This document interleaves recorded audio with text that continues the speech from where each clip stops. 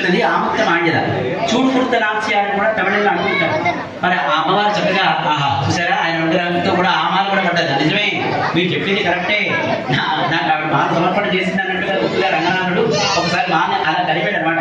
మనందరి దృష్టి అక్కడ ఉండాలి, అక్కడెక్కడో కాదు అని ఉద్దేశంతో అది ఇప్పుడు చక్కగా మాల తీసుకొచ్చి అర్చక స్వామి ఇద్దరు కూడా ఈ మండపం దగ్గరికేలా వారు నృత్యం చేస్తారు.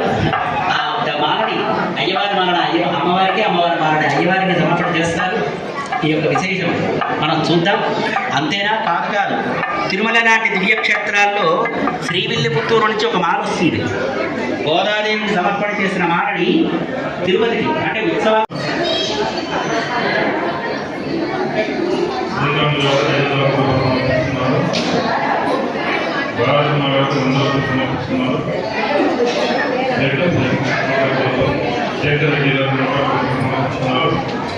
శ్రీనివాసం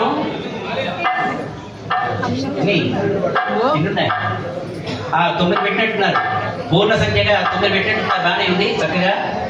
అక్కడ కౌంటర్లో దానికి సంబంధించిన టికెట్ తీసుకొని కళ్యాణం అయిపోయిన తర్వాత అడిగితే కొబ్బరికాయ ఇస్తారు.